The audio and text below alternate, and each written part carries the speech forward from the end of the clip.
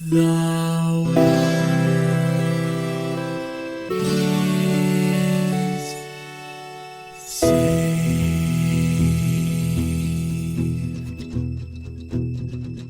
The living room's dark, save for light being cast from the big TV screen and the imminent sunrise that's teasing the one starry sky with whispers of morning. Hey, George. Hey, Lions. How's it going? Dude, it's been an entire week of nothing but cool, refreshing 7-Up. The Uncola. You see, that explains to me the weird bloated look I'm seeing from you right now. Yeah, so when I say nothing but, I mean no food, no water. Yeah, just strictly a 7-Up based diet. Cool, refreshing 7-Up. The Uncola. God, what would that even do to you? Because it's a lot of sugar, so you wouldn't die, but it's also like, I mean, I don't know. That sounds unpleasant. Yeah. Yeah, I'm thinking the lie to people about the before and after photos for a weight loss drug is not a good diet. Like the things you do to make yourself look terrible and pretend that was how you looked before the magical supplement you're selling at 3 a.m. That diet is not a good diet. It's not a winning diet. That's not what you want. What did we play? We played Cool Spot, specifically for the Sega Genesis, or if you live in Europe or Australia, the Sega Genesis. Because I can never remember if it's the Mega Drive or the Master System. I think it's the Mega Drive was what they called it, but it's the Sega Genesis. We're American. Americans, yeah. So this game is exactly what it sounds like. It is a platformer starring the red circle off of a bottle of 7-Up. Cool Spot. Yep. Cool Spot. Came out in April of 93. It's a platformer, and it's kind of actually a collect-a-thon, because like you have to collect things to proceed, but there's more total things that are required to collect, which I will have lots to say about later. And the object of the game is the other spots have been kidnapped, and you are out to rescue them. So you collect spots, which allow you to unlock the cages that spots are in, and that's how you beat the level. And there's like 10 levels plus a bunch of bonus levels, and that's like literally it. That's like the entire game that they somehow made out of a soft drink mascot that I cannot stress enough is a red circle. Yeah, I mean, it's kind of weird when you start pumping the well and it's already dry. But then somebody's like, I still got to get water. And so you're like, alrighty, well, I've got this coffee filter and some wet mud. So I am just going to really press this mud through this coffee filter and give you some water. Yeah. Not that I've done that. I hope you're as thirsty as you were claiming a minute ago. So in lieu of a nostalgia goggles experience, because I did actually play this game as a kid, because I remember renting it from Blockbuster. So I absolutely really did play this game. So I really can, claim it fits the bill. But I instead choose to tell this story. This is in the Wikipedia article that's linked in the show notes. But I'm going to read this one paragraph word for word. Remember, this game is starring a red circle that is the mascot for 7-Up in most of the world. But in the European release, the 7-Up bottle was removed from the intro and replaced by a generic soda bottle of a similar color. The decision was made to avoid associating the 7-Up spot with the 7-Up brand in a region where Fido Dido has been considered the brand's official mascot since the 1980s. So this game, which only exists because companies of all different types were desperately trying to be cool and relevant by making video games in the early 90s. There's an entire part of the world where they have no idea why there are like green soda bottles all over the place in this game, because they don't associate this little red circle with this brand of soda. So to them, this is just a video game. That is wild. That would be like opening a daycare center that doesn't accept children. Right. It's mind-boggling. It's like that's what the whole point was. Like, the whole point of this was to get people to pay you to advertise to them. It's the same thing where, I mean, because advertisers have been working since the dawn of time to figure out how to get you to buy more things. and so, like the dream of an advertiser. Like I remember do you remember the credit card commercials for I think it was like American Express, but they had Seinfeld and Superman. Oh yeah. And like I remember because that was around the time when YouTube I think was like getting started or something. But I like no, I take that back. So YouTube wasn't a thing yet. So like you had to, but the internet was. So but you had to like go to Amex's website to find those videos. And I was like, this is their dream because this is entertaining enough that I want to show this to this person as entertainment. So I'm like, I am now advertising for them, So yeah, so to go through all of that effort and then have somebody be like, yeah, but let's just sever the link between those two. It's like, well then, why are any of us here? What are we doing? Which tells you a lot about modern colonialism, right? Because America has colonized the world through popular culture. And so our soda brand video games are so popular that we were able to push them overseas, even where they had no idea why this little red circle was trying to save other red circles on a beach. Like that's, wow. Yeah, no, that is impressive. So for my nostalgia experience, I'm also gonna kind of veer right a bit. I may have played this game. In fact, I think I did play this game, but it was so forgettable that I don't. I mean, if I played it, my nostalgia memory would be like I played it. It's so forgettable that I forgot it. How forgettable was it? That I forgot it. So instead, I would like to share something that we spoke about briefly on another episode, but these are evergreen episodes. And kind of what put this in my mind. So the reason why we played this was because the holidays were recently. I was traveling, so I was like, I need a game. We needed a game that would be relatively easily digestible, and also that nobody was going to get wildly offended if we weren't able to do a 15-hour deep dive on it, right? Because if you say to somebody like, oh yeah, Katamari, whatever is, it's a pretty straightforward game. I really didn't put too much effort into it. Like some people they'd stab you, So that's how you start getting hate DMs. Hey, any publicity is good publicity, except for that publicity. That's bad publicity. So basically, I suggested this one, and the reason why this was in my head is because what I suggested that we actually play was Chex Quest, right? Yeah, we'll get there eventually, champ. We will. But the thing that I got a huge kick out of with that was that I was like, oh, we should play Chex Quest because I did play a lot of Chex Quest as a kid, which is why I was absolutely flabbergasted that you had never heard of it, Like, I was like, oh, yeah, Chex Quest. And you're like, excuse me? And I was like, oh, yeah, it's like Doom, but with cereal. And you were like, you're having a stroke, right? Like, you're just saying words now. It's kind of like when you say to somebody, hey, I want to do Hamlet, but with lions in Africa, and people are like, okay. So I say all that to say, that the thing I found amazing about the Chex Quest thing was that the reason why we didn't play it was because we couldn't find a copy of the original. And why couldn't you find a copy of the original? Because they made an HD remaster that is actually fairly well reviewed on Steam, and that's now the only version you can get. Yes. So these weird commercials like have such a weird like aggressive fan base that they have warranted remakes and remasters that are well reviewed and popular. And it's like, I mean, I cannot imagine that the exec that made Chex Quest back in the cocaine-fueled early 90s, because I'm sure that they were coming down from the 80s. Well, I think it's a cereal brand, so I think that they're just 10 years behind, there was like the Wall Street people, but then eventually the cereal guys get in on it. But and so that guy was like, nah, this will stand the test of time. So and turned out to kind of be right. And it's actually the insanity goes on, because when we were talking about like food tie-in games, we both off the top of our heads were able to think of more than one, which is already upsetting.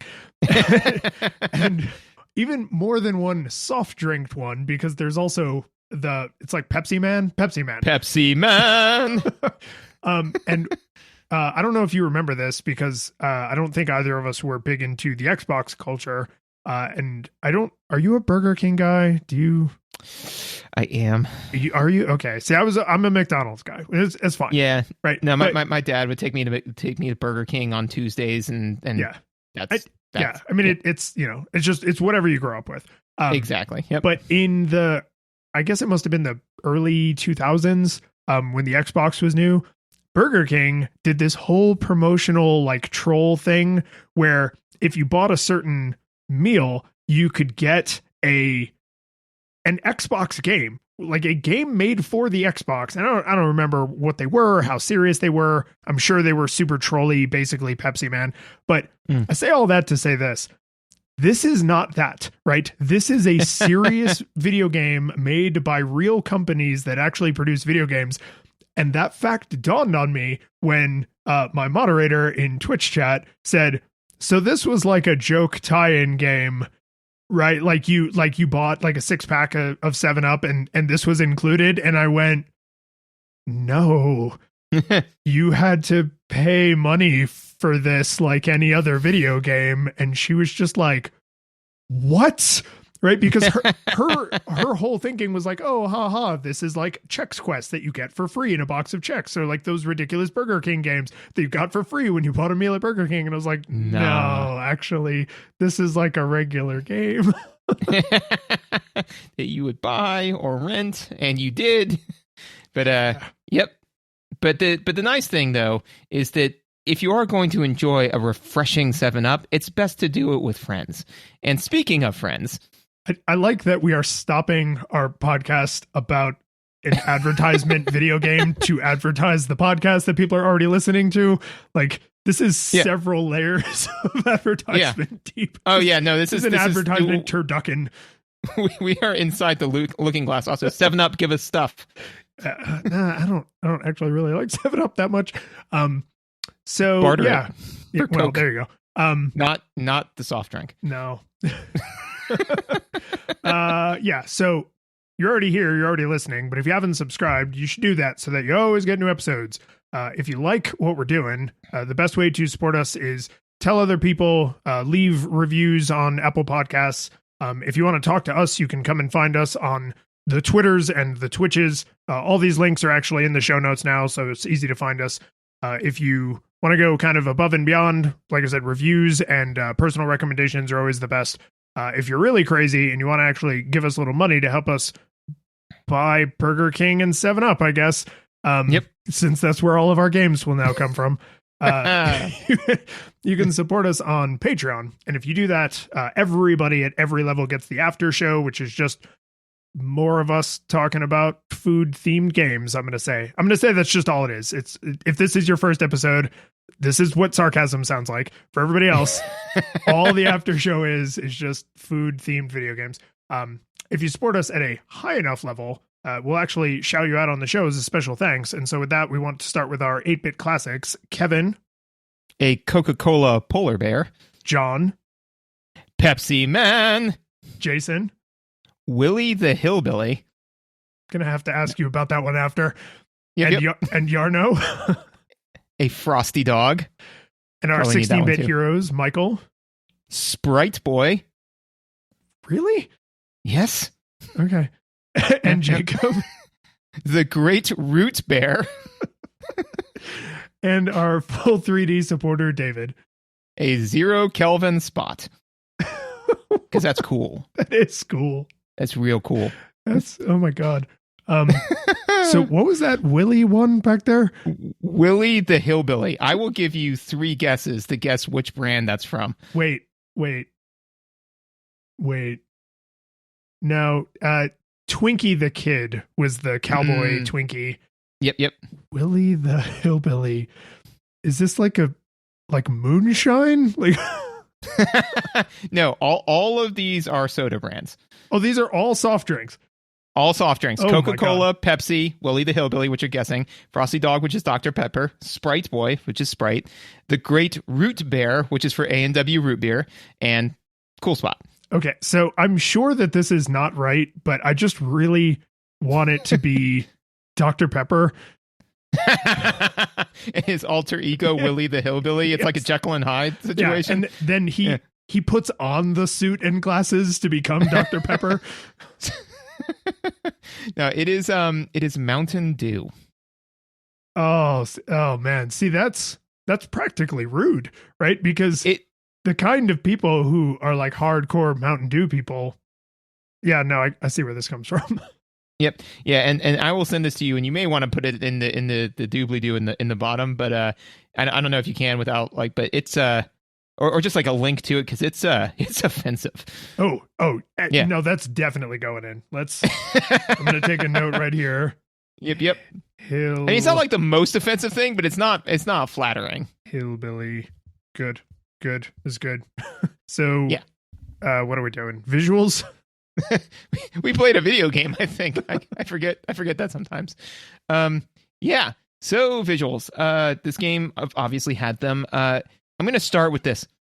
Foreground background issues, man, is a tragic mess. It is Home Alone-sian in its attempt at this. It's bad. So my experience is that's true, but only in the indoor levels. Like when you're outside on the beach, I didn't feel like I had any trouble telling the difference between the foreground because you're on the beach and then the background is the ocean and the sky. So the issue with the beach and similar levels is they struggle with like the Earthworm Jim problem, right? Where it's the way that they have colored it is it's difficult to tell exactly where you're going to be walking, right? You know, so like you walk kind of, it's kind of like in Bart Simpson's Nightmare where it's was it like an isometric view, you know? Yeah, sometimes you're standing right on top of the platform like in Mario, and then other times you can see where the feet meet the ground. Yeah, and there's some stuff behind you. Yeah. And so I hated that, especially in the beach level, because there are things in the ground that come out and like snipe at you, right? The crabs, right? So that was a problem because I would be like, oh, well, I can take 2 more steps before this crab can get to me. Oh, no, wait, there's a small dip, effectively invisible dip in the ground because of just the art style. And so that put me closer to the crab than I had anticipated, and then I got snagged.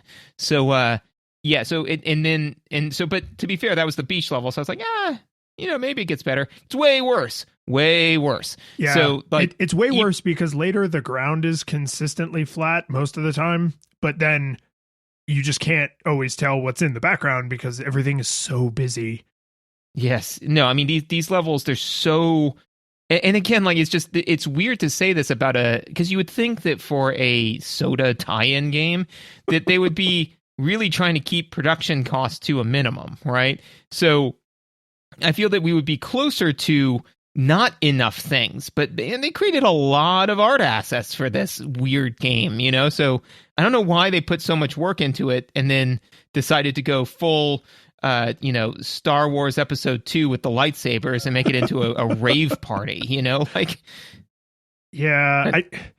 So my main issue with it was, even if you can tell the difference between the foreground and the background, which mostly it's because pretty much everything in the foreground is moving, but in the later levels, there's too many enemies.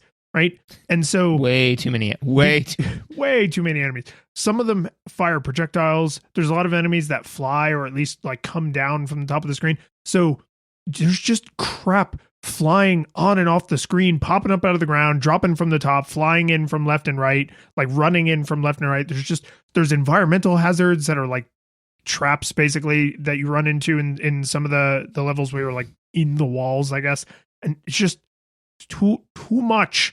So it's like I don't even need to worry about what's in the background in some of these stages because I can't see it. There's so much stuff in the foreground I can't see the background.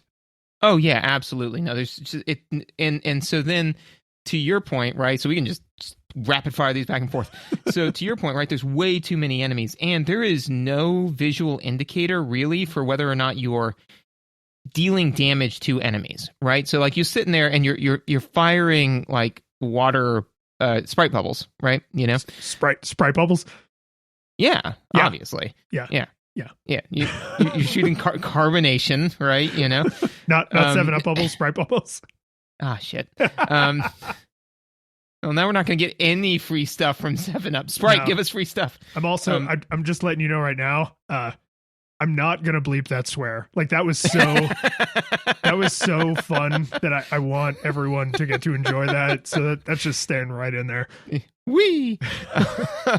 Yeah. So as you're firing your Dr. Pepper bubbles, yeah. So you're dealing damage to these bad guys, right? But the thing is that I couldn't easily tell, one, that I couldn't see a visual indicator for the fact that I was hitting them. The only thing I could tell was that, like when the bubbles kind of burst at the side, but there's so much stuff in the foreground and there's so many enemies everywhere that I couldn't really track that. They don't have any stagger animations. I don't think they stagger. They don't. There's no, you can't interrupt their attacks. They don't get knocked back. Nope. Right. Yep. So all you do, I mean, literally the first couple of times with the crabs, I wasn't sure I was doing it right until I just sat there and hammered on them, and then they fell off. And this is a great example of when it's like you notice the notes that aren't played, right? Because this is where good game design would come in, right? Because what you would do is put at the beginning some throwaway enemies that take one shot to kill, and then hit them with your sprite bubble, and then they off the screen. You're like, okay, this is how I damage enemies. Instead, they started right off with 4 and 5 hit enemies, and so they just I was honestly poof out. Like, I mean, they die, and you know that they're dead because they don't come back, but it's not dramatic. No, it's not. It's barely noticeable. And so then you kind of like wait for a minute. Like, did I do it? So yeah. So the fact that there are so many enemies, and you're not really sure if you're doing damage, and they don't have a stagger animation, and it's like it makes the combat mechanics a mess. But we can get into that more in mechanics. But yeah, no hit animation for you or for them. Yeah, and I mean, at least it's the hero also doesn't have cartoonish knockback where you go flying, because you get hit constantly because there's so much crap going on. So it's like, that's kind of, I guess, whatever. I mean, and you know what that sounds like? That sounds like the solution to that problem. Like, I would be willing to bet you that originally there was knockback, and then they threw so much garbage in there that they were like, you can't the game is literally unplayable. You walk in, you get ping-ponged around to death. So let's just get rid of the knockback animation, and then let's put less stuff on the screen. I feel like knockback, when a player suffers knockback, that usually means the game is harder, right? Like, even in a well-designed game, you think of like the original Mega Man, right? Pretty, not the hardest game ever made, but it ain't easy, right? And like, when you get hit, there's like a dramatic, you flash, you make the face, and like it pushes you back. You don't get knocked way back, but I mean, you could fall off a ledge, get knocked back, right? Especially if you get clipped out of the air. So like, I should say, I have started to associate knockback mostly with like, oh, this is not a game for kiddie babies, right? This is a grown-up game. It's a man's game. Yeah. Right. So in a game like this, it's just like, oh, well, it's a dumb, games are for dumb kids, and it's harder if there's knockback. So there's no knockback. Well, so this is definitely a mechanics though, but I would say that for knockback, to me is part of it's an execution and severity, right?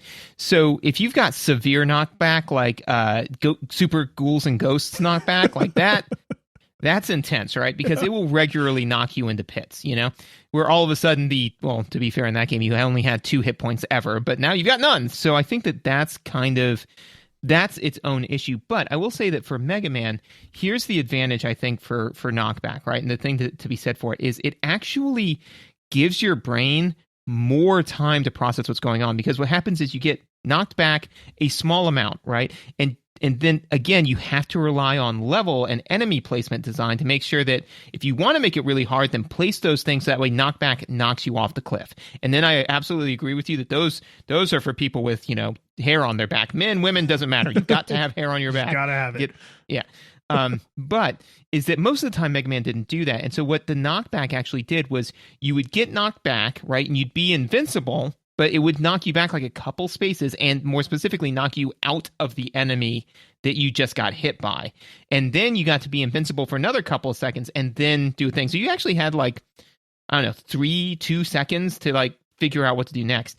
The issue with this one, and this is 100% mechanics note, but I'm going to go ahead and dump on it now, is that in this one, because there isn't knockback, enemies can just hammer on you, because there's nothing moving you out of their hitbox, so like there were a couple of times I was like, all righty, I'm just going to walk into this area. And I walked out on death's door from one enemy because I just kept like its walk animation was right in line. I was doing like the in the hallway thing, where like I kept trying to get out of his hitbox, but he kept moving where I was moving. I just kept taking damage, Well, and to tie that back into visuals nicely, the term for that is iframes, right? Invincibility frames. So if you don't have some kind of obvious visual that you've been hit, I think you need way more iframes, right? Because then otherwise you're taking damage and you may not know it because it's not interrupting the controls.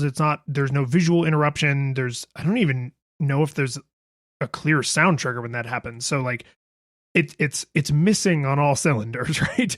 So you can walk into an enemy, you get hit, you're invincible for half a second, right? Where he does the stereotypical flash like in every video game, right? But then before you can even be like, oh, hey, was he just flashing? Like you get hit again and then again and then again, and then you're dead. And so the whole like mechanically, I think there is a lot of sadness in the choices they made. But if visually they just flashed you, if you flash, because you're red. So if you flashed like red and green and it was like screaming obvious, like you are being hurt, cool spot, run for the hills, then okay, maybe, whatever. But it's not visually clear, and it's only mechanically clear when you die. Like, oh, that was hurting me.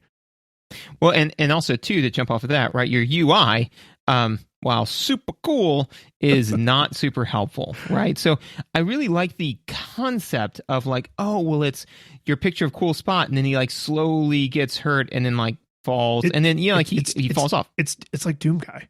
It's like it's like Doom Guy. I love it. Yeah. But also like, he kind of like slides off like cool spot.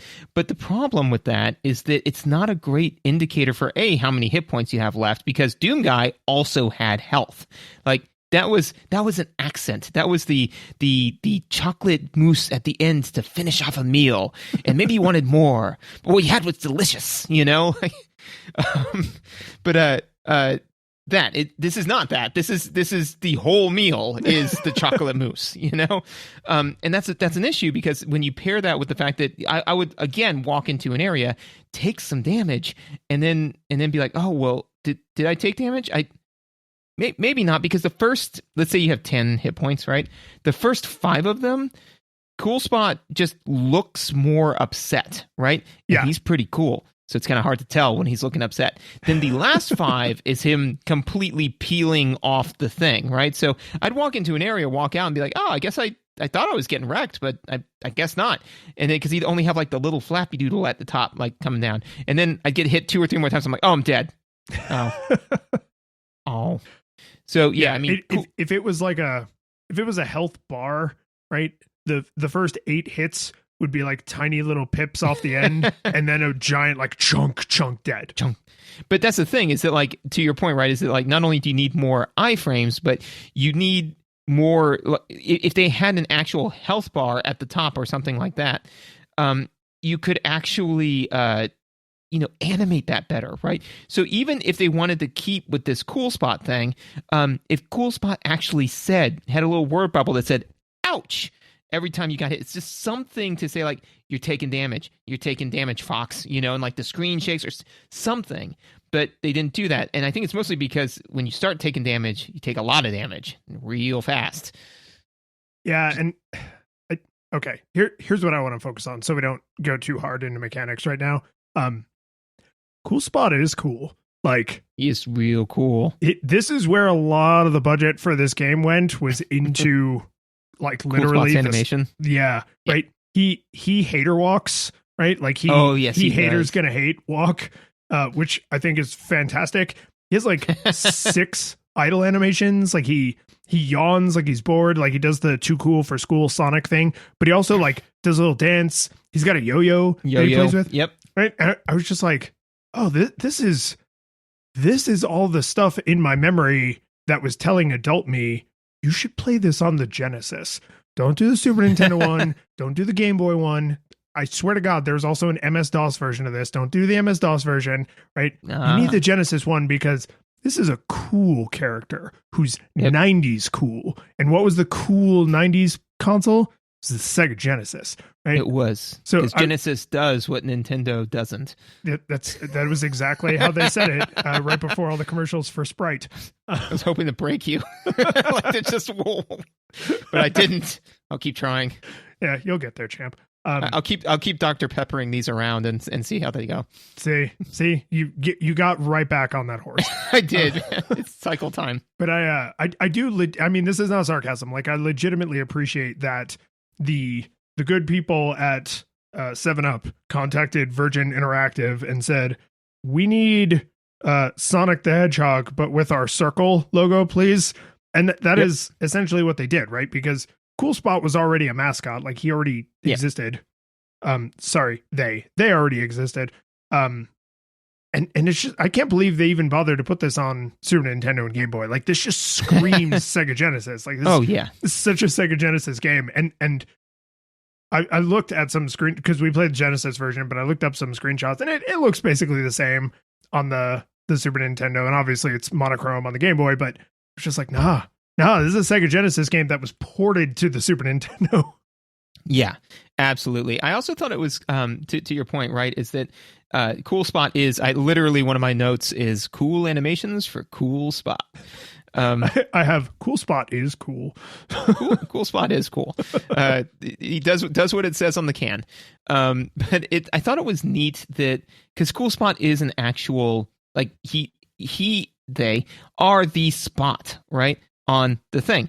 So they scale you. So you're like, when you're on the beach, you're like, they give you a giant chair and you're fighting crabs and like small things, so it's not like Cool Spot came to life and is now human sized. He's 6 feet tall.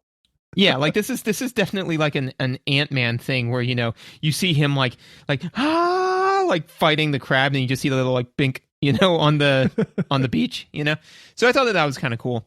One other thing is that I want to make sure that I mention is there's no visual indicator for on the levels that are highly vertical. Specifically, this is on the second level, where if you're going to fall down a pit and die, or just go lower on the screen, there's no way to tell. And I know that because I fell down a pit and died thinking I could go further down. Yeah, because a lot of levels have verticality. They do, like intense verticality. And so I'm like, that's just sloppy. That's irritating, because, and especially, because, I mean, even Celeste that, does that type of thing all the time, they pretty much make it very clear when they're like, hey, you need to go down here because they shine light, and every other time they pretty much don't break that. Even if they do, the cycle time's super short. But this one, you've got lives and stuff, and we can get into that mechanics. But yeah, so I was like, this is sloppy. It's just sloppy. There's just no reason for it. If you got a high level of verticality and you don't like clearly say where to go, then just have a floor. Just have a floor to the level. Cover it in spikes if you must, that instantly kill you. That will do the same thing, but you won't accidentally jump on them. Yeah, you won't throw yourself onto the spikes thinking maybe that the truth is down there. So this is a slight tangent, but because I don't think you never played Borderlands 2, right? You only played 1.5 and correct. 3. Yeah. And I actually, there's like a new-ish one. It's like Tiny Tina something. Yeah. And I have that because it was free on the Epic Store. So I have nice. that in my backlog. Excellent. So all of this is true. But basically in Borderlands 2, there's the villain, Handsome Jack, who is amazing. And he basically at one point, a mission that you get from him, which is the only mission you get from him in the game, is I will pay you to kill yourself. Because you've got the new U stations, right? And so basically you get up to a cliff, and the choice is to either like do a thing or jump off the cliff. And if you do the thing, then you get like $500 or something like that, which is not much money. Or if you jump off the cliff, you get like 20 iridium, which is an unconscionable amount of money, right? And so, like, but the funny thing that I think of every time is that as you're walking up the cliff, there's another like bandit running away from you full tilt towards the cliff, and he goes, "I'm gonna be rich!"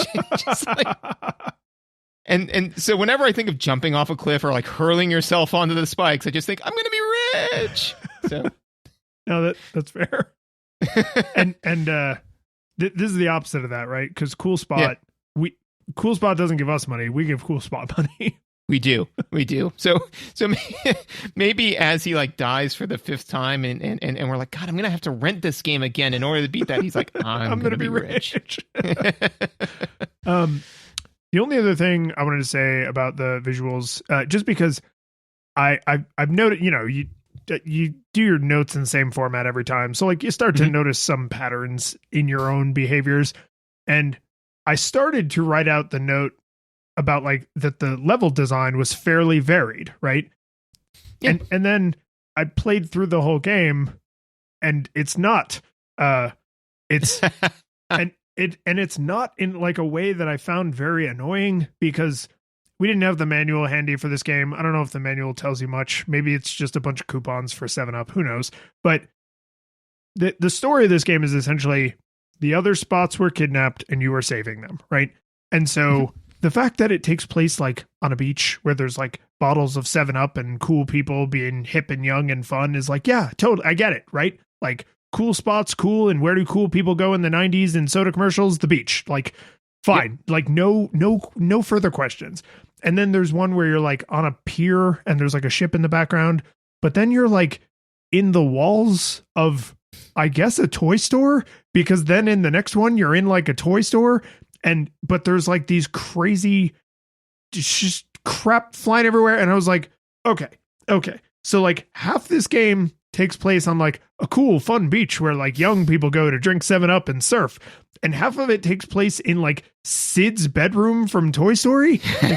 Like, what is the point of those levels? Like, why did I have all the beachy stuff and all the like beach theme stuff? Because there's like surfboards and crap and like kites in the background, which is very beachy, right? But then like dolls and rats and mouse traps and crap. And I was like, what?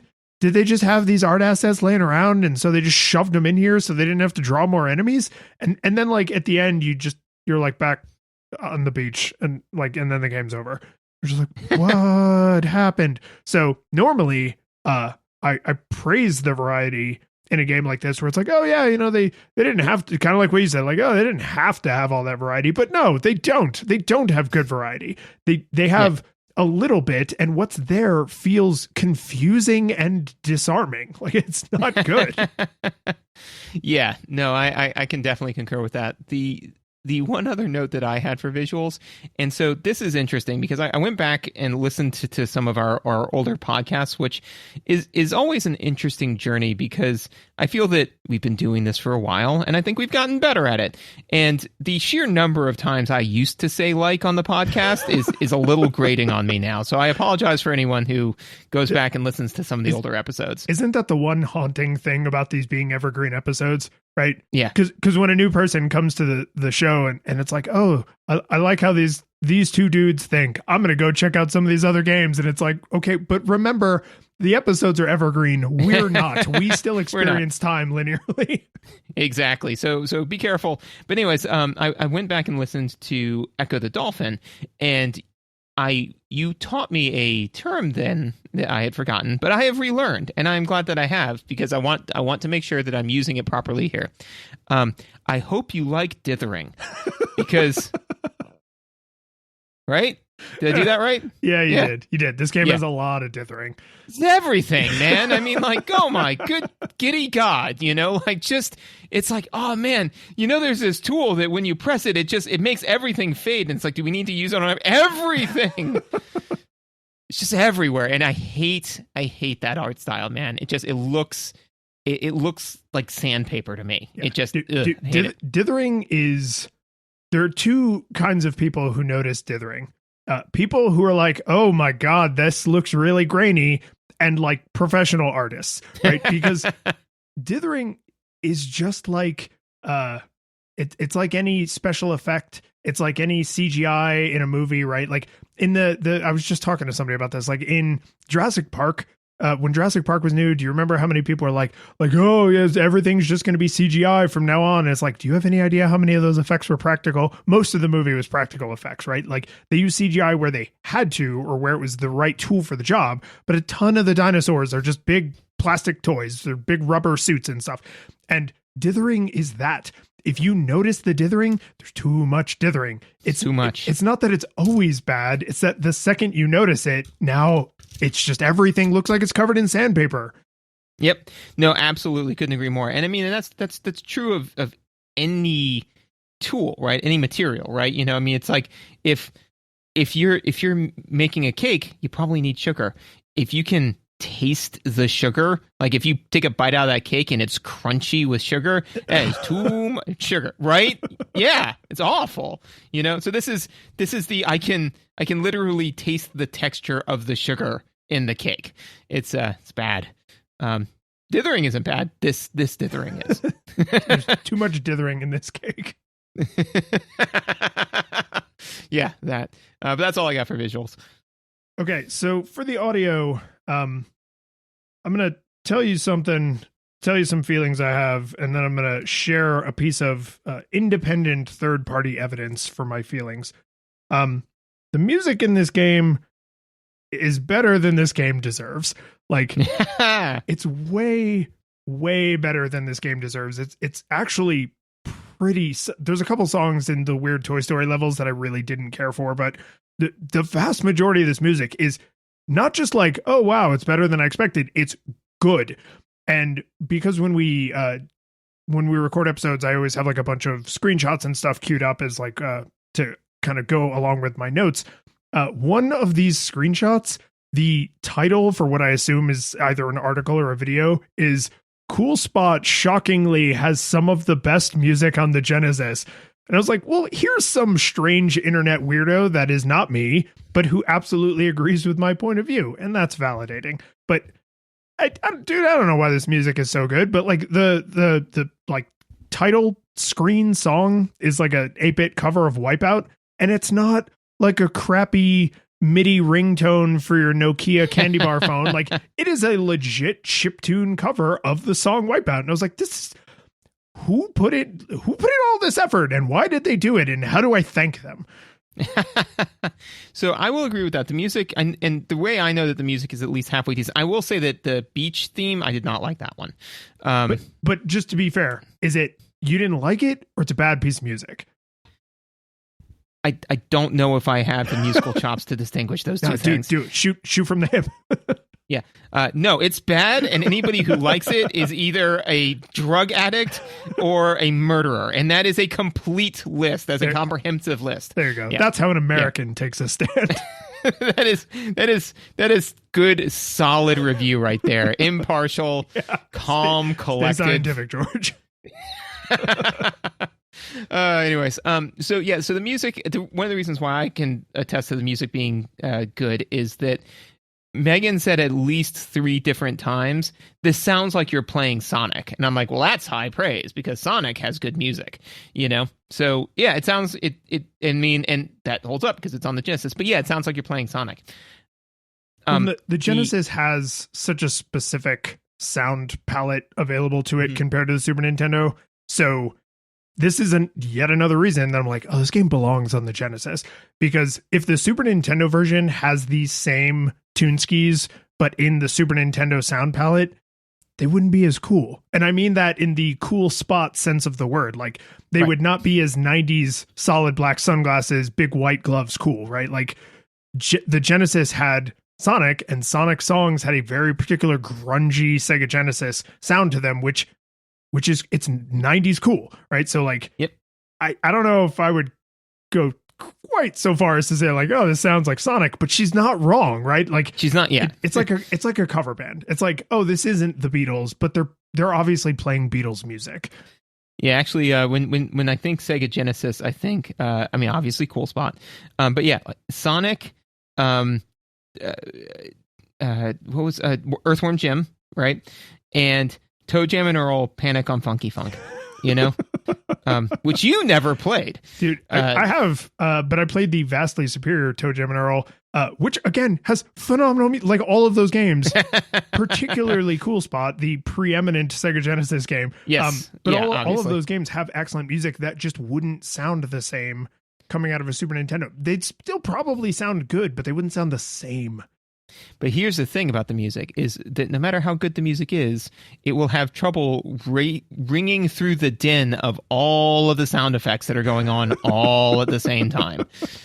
There is sound effects for everything, sound effects all the time. And we talked about dithering being the sugar in this is the sugar in the cake, like of the audio, right? I mean, it's hard to it's fine when Cool Spot is hater walking from point A to point B in the brief time when there are no enemies.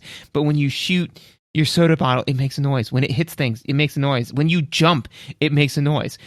Fortunately, when you walk, it doesn't make a noise. Because I know you hate that. That would have been close. Yeah, but outside of that, every single other action that you have makes a noise, and so it makes me think of The Incredibles, where it's like everyone's special, Dash. That's just a nice way to say that no one is, right? So if all of the sound effects are important, right, and they're supposed to be drawing your attention, they can't all be important, right? I don't need this many sound effects all hammering at the exact same time, Well, to do a variety of sound, right? If there was like every enemy when they get hit, they make a enemy got hit sound effect, right? Then okay, but then you can't have 100 enemies on the screen because now I'll be hearing that a lot, right? If every time an enemy gets hit, they make a different noise depending on the kind of enemy they are, then I hope you are doing some like volume scaling, because otherwise you just have this like cacophonous, right? It'd be like setting a zoo on fire and like all the animals are just screaming and you hear the roar of the fire and it's like, I can't tell which animals I need to go save first. I don't know why I went to that analogy, but I'm just gonna have to pretend that was a normal thing to say. But there's just the same kinds of sounds, like the same like 4 or 5 sounds just happening constantly. Yeah, and so that of course, trying to stay scientific, Jerry. I try to look for, okay, well this bugged the ever loving hell out of me. Am I, being consistent? And I am always perfectly. But so here's the thing: is like let's take two counterexamples, right? Let's look at Sonic, and then let's look at Contra. I promise this will bear fruit. Yeah, no, I'm excited. So if you look at Sonic, right, you make a jump noise, right, and enemies also make noises when you hit them and all that kind of stuff. But those two things are the same thing. When you that's the only way to damage enemies is to jump and hit them, and jumping has hang time to it, right? So you jump and then you hit the thing, and you can't hit 5 different enemies at once. You can't rapid fire, right? That's not the way Cool Spot interacts with stuff, right? He's constantly firing, so that's making that noise all of the time, right? And that means that you can be hitting things way faster, right? So there's no way for Sonic to hit as many enemies as quickly as Cool Spot is, which means you're not going to hear the sound as much. So let's take another example, Contra, where you absolutely can do exactly what Cool Spot does and then some. Why isn't that as obnoxious? And I would posit that the reason why that's obnoxious is because it's intentional, because it's supposed to be the Ares of war, right? It's supposed to be like you're on a battlefield firing constantly. You're supposed to be having all of these noises hitting you all of the time. And the music is like, dun, dun, dun, dun, dun. It's like this like hard metal, fast-paced music, right? This is not that, because Cool Spot's cool, right? And cool people don't care, They, like he's above all that, right? He's got his like strut and hater walk, and all that sort of stuff. So the sound palette should be tempo-wise closer to Sonic than to Contra, because the aesthetic of the game is closer to Sonic than it is to Contra. Well, I think I don't want to go off into mechanics too early, but the it's okay. I mean, I just know that this is a really good episode, and it's been a while. It happens to everyone. Yeah. Sometimes you just go into mechanics too soon. Sometimes I'm tired. It's been a long weekend. I had some champagne. There's a lot of sugar in this cake. But But I always, like, now as an adult with a an adult's view on the world, I always struggle with games that are like, what if gun violence? I'm like, what if not gun violence, right? Like, why does Cool Spot shoot things? Like, you have the two most popular platforming games ever made, Sonic and Mario.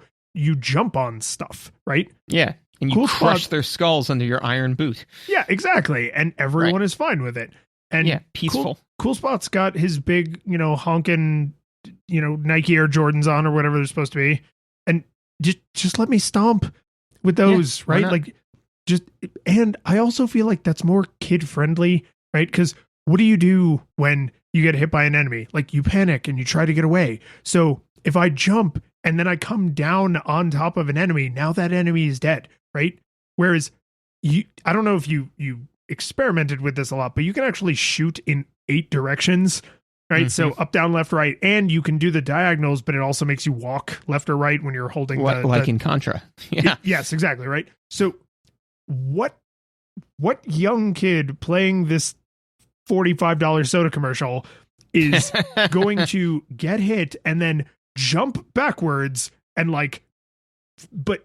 jump with their back to the enemy and be pointing their Cool Spot fingers down, firing Dr. Pepper at their opponent, right? Like, nobody. So yeah, I would way rather all of those sound effects get consolidated into the jump noise and the boop noise that enemies make when you jump on their heads in most video games, right? Like, this is something that has just always blown my mind. And it's visually, it's weird for a little friendly mascot character to be firing a gun. It's, it creates the overwhelming oral impact that is unpleasant and is actually relevant to the section of the podcast we're in. And mechanically, I just think it's a poor choice. So it might as well be making a machine gun noise. Like, it's that out of place. Well, and I think that to your point, I don't think that people really put this type of thought, not this amount of thought, but this type of thought into it, But I mean, I think that honestly, to your point, is even stomping on enemies is cooler than shooting them. Shooting them smacks of effort, like it does, So like as opposed to literally hey, I was just jumping around and then I happened to dispatch you as I was going from point A to point B. I used you as a platform to get from point A to point B because I don't care, man. You can't even touch me. Versus oh no, I'm going to sit here and look at you, focus on you, take aim on you and shoot. That means that you care about them, and caring about stuff that's for squares, not circles like Cool Spot. So oh wow, sorry. I just noticed that I have a clear visual note in audio. Just must have plugged in the wrong place, which was, are all bonus levels the outside of 7-Up? Open parentheses, yes. Close parentheses. Good. Anyways. Glad that got in there. Yeah. Sorry. Yeah, that's kind of all I have for audio. Yeah, my last audio note is, and I don't mean this nearly as insulting as it's going to come across, just a little bit insulting. The soundtrack is no question the best part of this game. Right. Yeah, no, I can agree with that. Controls and mechanics? Controls and mechanics. I was so shocked and delighted that this game is a collectathon. And here's... You do like those. Well, I do, and I've also realized, thanks to Banjo-Kazooie, which we also played, and you can go back and listen to that episode, is to me, and I think that this is the correct definition, and I would love to hear someone explain to me why this is not true.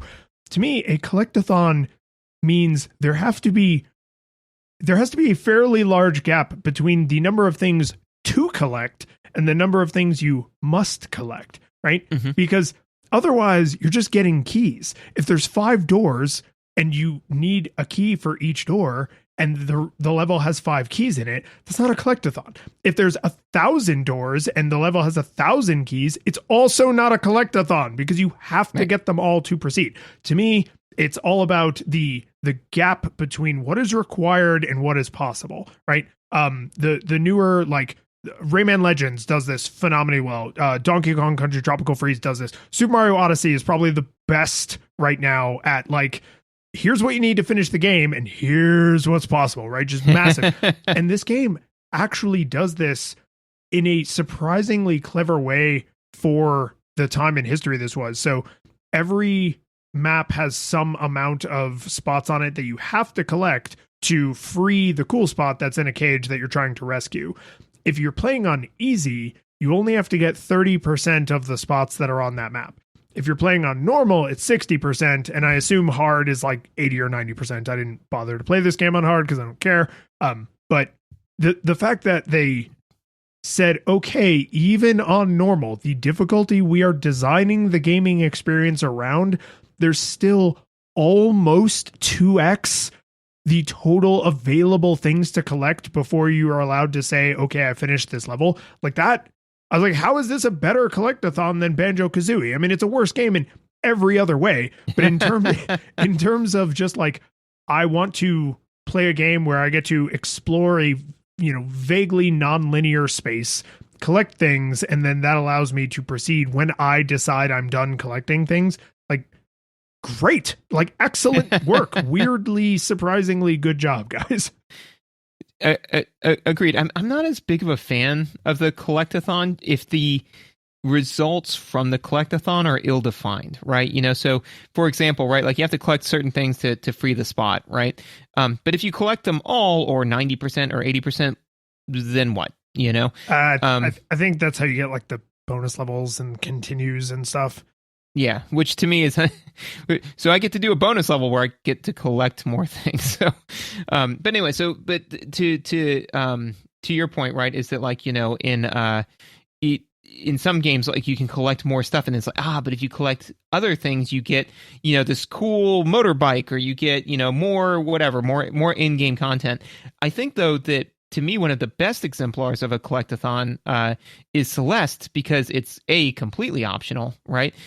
There are different types of currencies to collect that do different things. So you can collect the hearts, which will unlock like this like super special extra hard level, right? You can collect the B-sides, right? But the cool thing is that you can collect the strawberries. And what do the strawberries do? They just change the ending, that little ending cutscene, But it's very clear. So it's like, hey, collect these things if you want. So, but to your point, right, is that it is a collectathon. So I ask you this: why is it timed?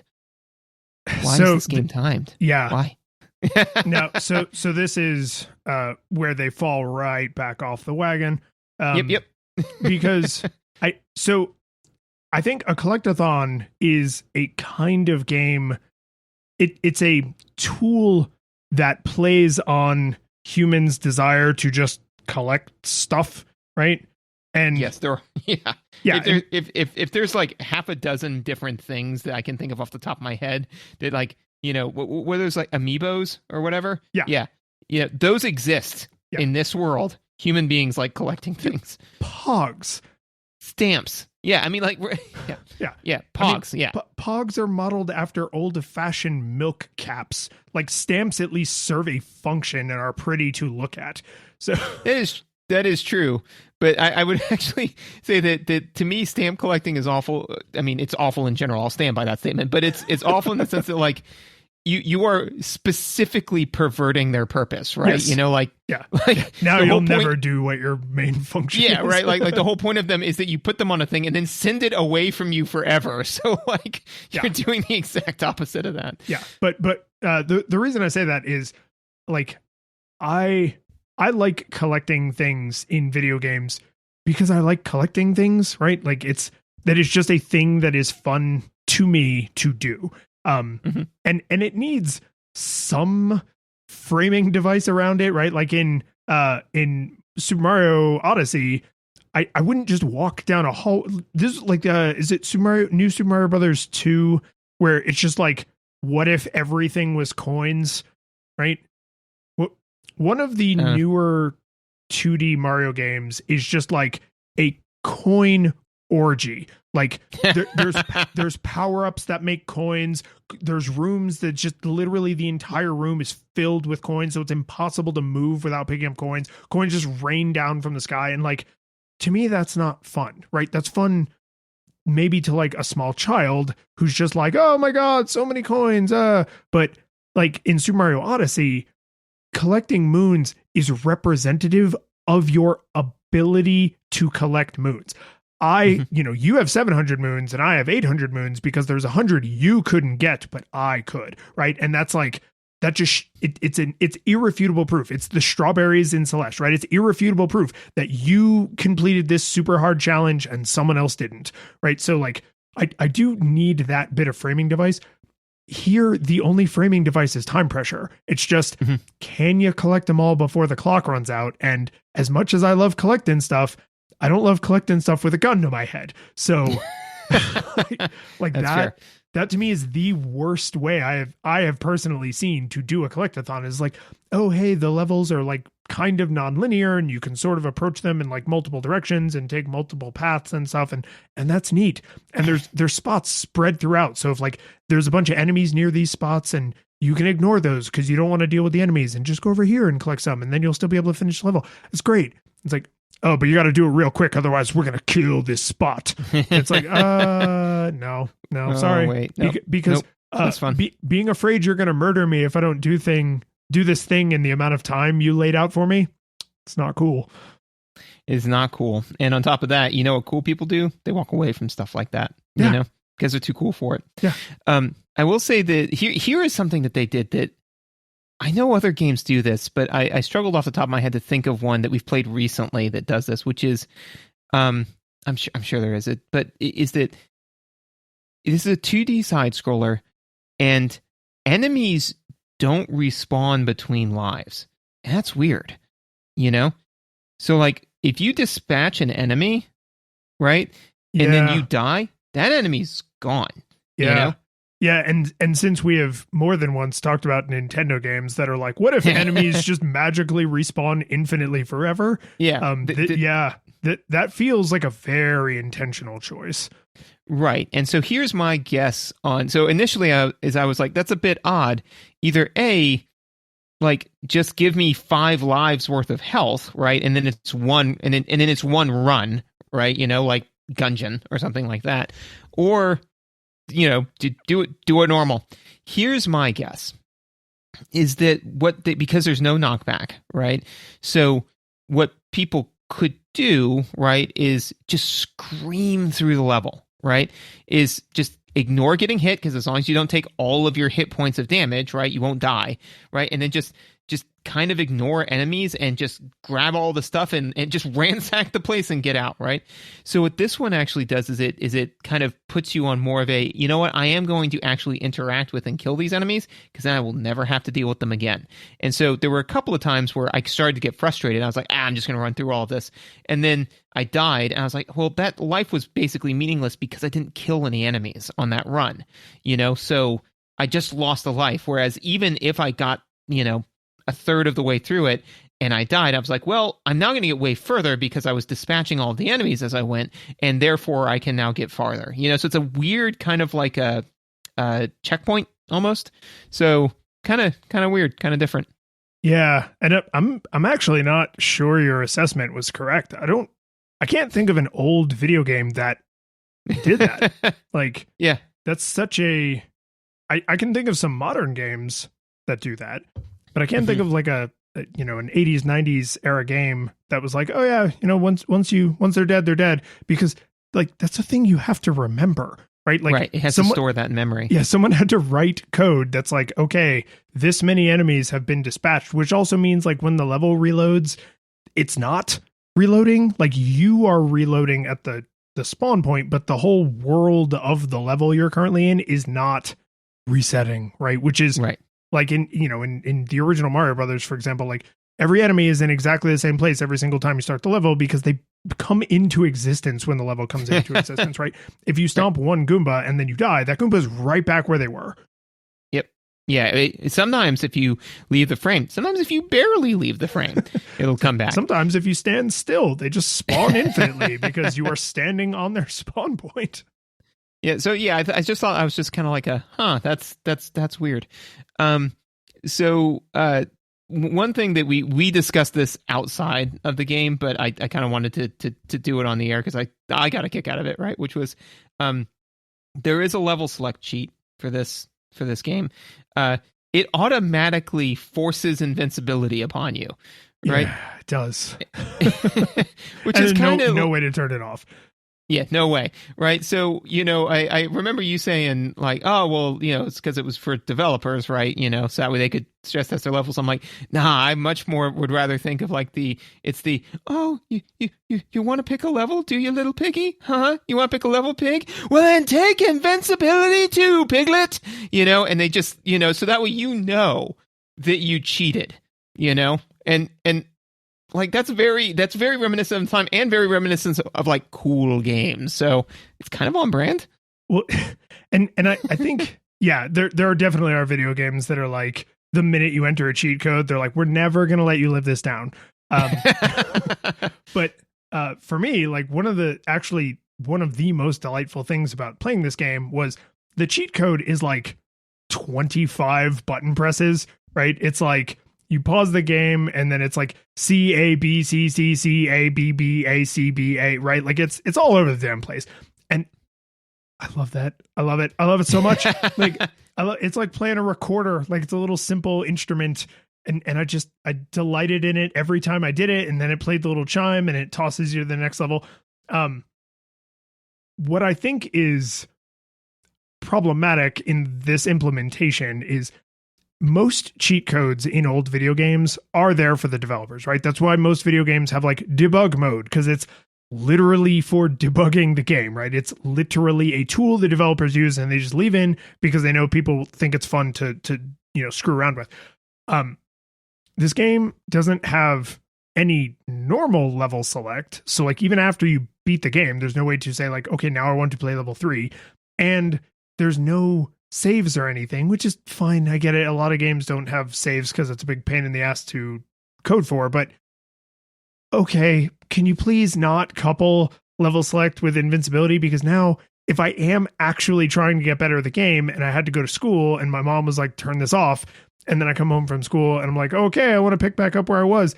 I have to earn my way all the way back there. And I don't always want to do that. Sometimes I want to just replay from where I left off. And so coupling the invincibility and the level select together, I was like, this is more cheating than I want. Like, because to me, a level select is only cheating if if your mens rea is to cheat. If your mens rea is I'm picking up where I left off, then a level select is not cheating, right? But invincibility is always cheating. Like, it is impossible for me to die is cheating. I can't imagine a situation in which that's, fair play.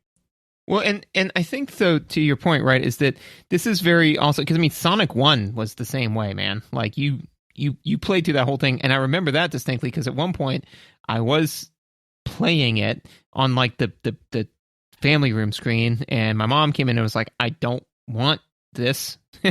And so I was like, well, I can't turn it off. So we like unplugged the input. Yeah. Yeah. I did that. Yeah. Every kid our age probably did that. Yeah. Where it's like, okay, now my game's still running. Yeah. But you know what? Sonic 1 had a level select that didn't make you invincible. It was up, down, left, right, B, A, start. Exactly. Right. And so that's the thing is that you're very proud of yourself. I am because we do video, but this is an audio show. Yeah. So the Sonic 1 cheats, because the Sonic 2 cheats you did in the sound select thing where you had to like pick certain numbers in a certain order. But Sonic 1 were button entries. And not only were they button entries, but they were button entries you had to do on rhythm. If you did them too slow or too fast, they didn't work. And that's why they're so deeply ingrained in my head, because everybody knows the Konami code because it's like everywhere, the Konami code. But I'll never forget the 2 for Sonic 1 because the level select is up, down, left, right, B, A, start.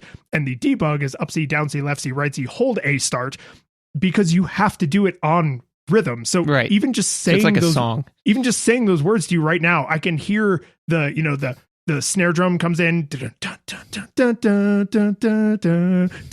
and you had to do it on that rhythm, otherwise it wouldn't work.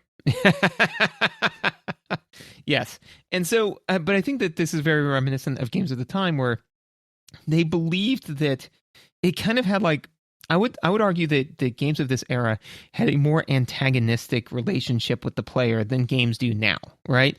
You know, so hey, thanks for buying our game, but we hate you. yeah, right. You know, where it was because part of it was what a game developer didn't want was for a kid to, you know, pay $50 for their game and then go to the schoolyard and be like, don't buy that game and beat in 20 minutes, whatever, right? So instead, it's arcade mindset. Yeah, exactly, right? So very much so, having a level select was considered cheating, you know? Whereas nowadays we're like, it's my game. I bought it and I don't want to play level 1. I want to play level 5. It's like skipping. It would be like if you bought a CD and they made you listen to the whole thing in order every time, right? Like you couldn't just skip to track 5. It's like, no, you got to earn track 5. Dude, come over and we'll listen to this album. I'll start it. Let me know when you're driving. I'll start it when you're driving because it's the 4th song that's the real good one. So I'll let it play through. Yeah, you know, on mute while I do dishes. Yeah, you know. So the games industry has fortunately gotten away from that, but that's definitely something that you see a lot of in old games where it's like, no, you got to earn the right to enjoy this game the way you want to enjoy it. It's like, or I could just enjoy it as a source of entertainment whenever I want because I can do that. So the one other thing that first of all, two other kind of meaty notes. One of them is, so I mentioned the bonus levels are all outside of a 7-Up, right? And that bothered me. And then because I was like, this is dumb, you know? I was like, what? Who cares? You know, like there's no exploration here. There's nothing interesting. And then I thought, man, Sonic does that. And it didn't bother me with Sonic. Why? And here's why. Is because ultimately, when I was playing the bonus levels for Sonic, I wasn't in it for the bonus levels. I was in it for that Chaos Emerald, you know? That's what I want. And so to me, I was always really excited when I got to a bonus level and it was like, do, do, do, do, do, do, do, do, do. And you're like, yeah, come on, man, let's do Sonic this thing. 2, running down the pipe. Boom, boom, Yeah. boom, Do, boom, do, boom, do, boom, do, boom, do, boom, do, boom, do, boom, do, boom, do, boom, do, boom, do, boom, do, boom, do. boom. Yeah. Man, you should just play more Sonic games. We should play more Sonic games. We haven't played Sonic and Knuckles yet, have we? When we eventually play that, I feel like we have to do Sonic 3 and Knuckles, right? All like 80 levels with 14 Chaos Emeralds, like the big, Okay. Yeah. I'm tired just thinking about it. Right. Yes. And also we should play some like trash Sonic games before that to like, you know. Sonic 3D Blast. Yeah. Is that the one? Oh, God. It ruined my birthday when I was a kid. Nice. Excellent. It didn't ruin your childhood retroactively. It's not like you're an adult. You know, it ruined my childhood. No, while I was still a child, it ruined my childhood. Yep. 12th birthday. Terrible. So anyway, so that was kind of my justification for that, which is that, you know, in Sonic, even though the bonus levels were very repetitive and basically kind of followed the same formula as this, ultimately the reward was more meaningful because it altered the way you could play the main game. This game is devoid of that, which therefore made the bonus levels, to me, trite. The other thing I just want to mention is game overs kick you back to the main screen, and I've made my opinions about that known. I don't care for it. It is a emotional gut punch to, you know, be playing a game and then all of a sudden for them to be like, no, we're not even going to start you off at the beginning of level 1. You got to sit through the title screen. It's like, oh man, I might as well just turn this thing off. I feel like if you're going to make somebody sit through the title screen, you need like a cool game over screen, right? Like Sonic games had cool game over screens, right? Where Sonic kind of looks at you like he's just so disappointed, right?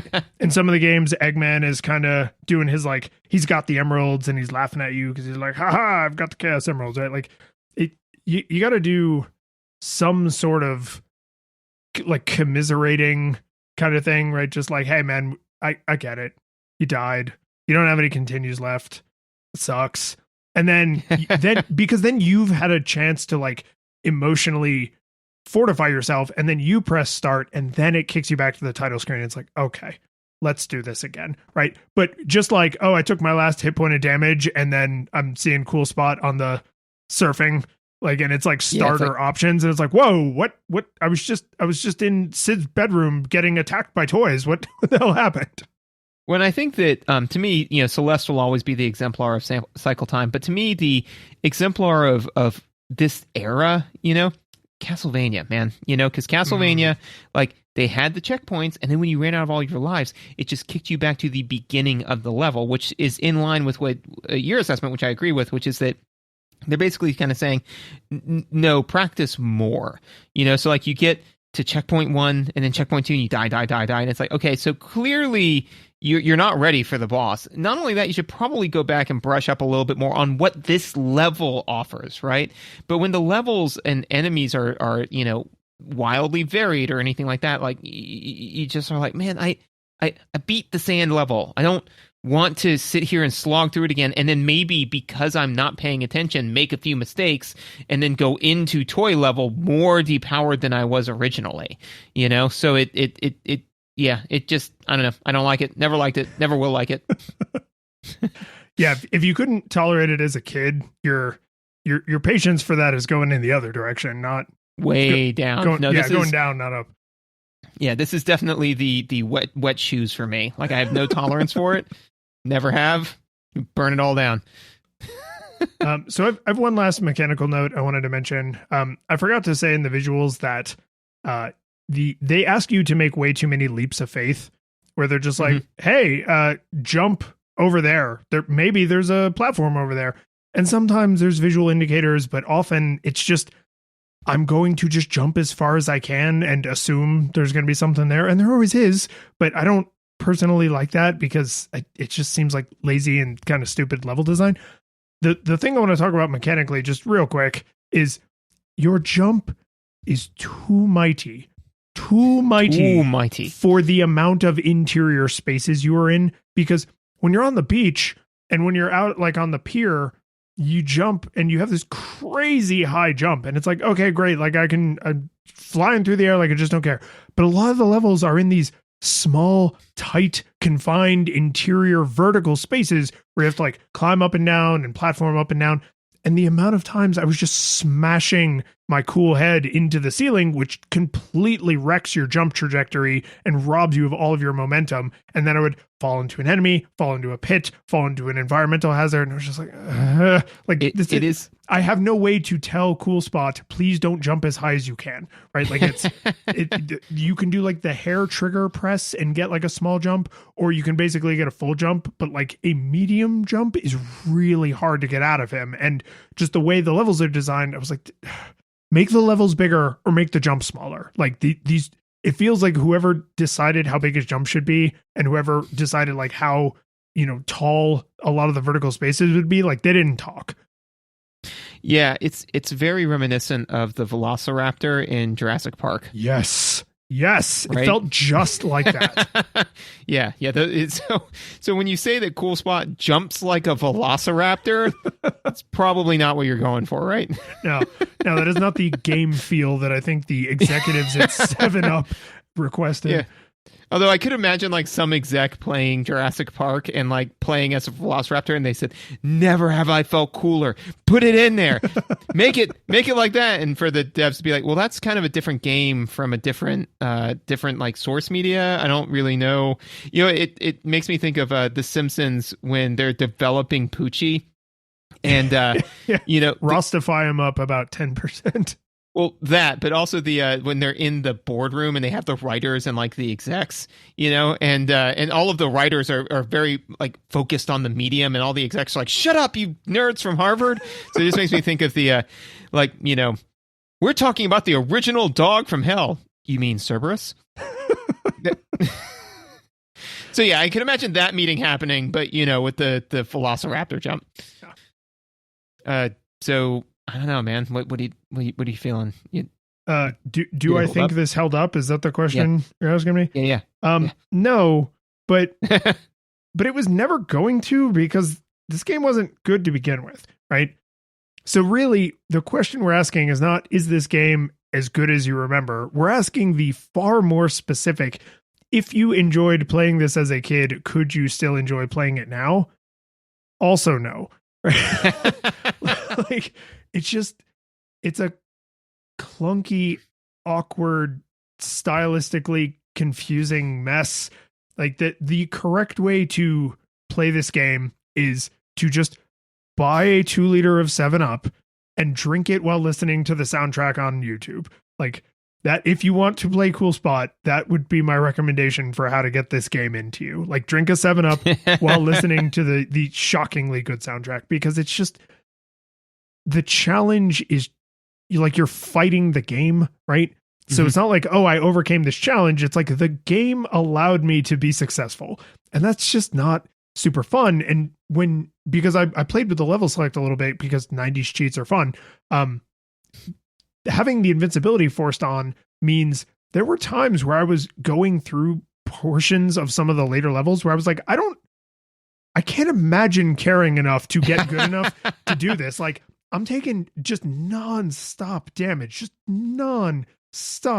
which means I would be dying left and right, and then game over and all the way back to the beginning. And I was just like, it's not a good sign when your game isn't fun when you're God, right? Like, playing Sonic the Hedgehog when you're supersonic and you're invincible and you just fly through enemies, super satisfying. 1, because it doesn't last forever, and 2, because you got to earn it. But this, just saying like, oh, hey, you want to go practice the 5th level? Well, you can't practice it because you're invincible. It's like, come on, guys. Like, I'm trying to play your game. Like, let me just play your game.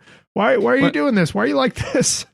And I remember with Supersonic, even when I didn't earn it and I cheated to get it, it was still satisfying because the game itself was like rewarding and challenging. So the game had a strict set of rules that it abided by, and you could overcome them, right? But then it was just fun occasionally to be like, but I don't need to. I'm God. I am Super Saiyan Vegeta. Yep. Because if you look at those animations side by side, it's the same. Half-Life 3 confirmed. So for me, full nostalgia goggles required is my answer, in case anybody was confused. Yeah. It was, to me, so evident, I forgot that you didn't actually say it out loud. Yeah, so also full nostalgia goggles required. I mean, so to me, a lot of the times what it comes down to is, what does this game offer? You know, like, so, because if we're playing a game, and even, you know, with Jekyll and Hyde, right, full nostalgia goggles, but what does it offer? It offers a great exemplar of what not to do, you know? And sometimes sometimes your entire point of life is to serve as a cautionary tale for others, right? You know, so sometimes it's like, play this, it does these, or, try this game, it does this interesting mechanic. It's not great, but if you're interested in like how this would play out in a game, play this. The only novel thing that this game does is advertising. That's the only thing that makes this game special, right? So to me, the best way to get this game into you is to watch a 7-Up commercial from the 90s, because that's basically all. Play Sonic and watch it, and watch a game from the, like watch that commercial, right? When you said just kick back and drink 7-Up and listen to the soundtrack, I agree with that, with one caveat of like, get an X-Acto knife and cut out the cool spot and then jump around, go like, ooh, oh, like. Yeah, like throwing the 7-Up around the room. Yeah, but I think if you make yourself a little action figure, which if you want to do on the cheap, you could just cut out the 7-Up spot. That's the way to go. So, I mean, is there a spot on a list somewhere for this? Probably. It's not cool. The curtain falls. The music plays. The credits roll. Then it all fades to black. And you're left by yourself. The fanfare is gone. There's no player 2 there by your side to share victories won. But as you slowly progress down the hall to your bed, a few great events leak back into your head from the time that you spent traversing the land, battling evil, fighting the darkness, just sword in hand. Your memories creeping with the edge of a smile. You realize again what you lost for a while.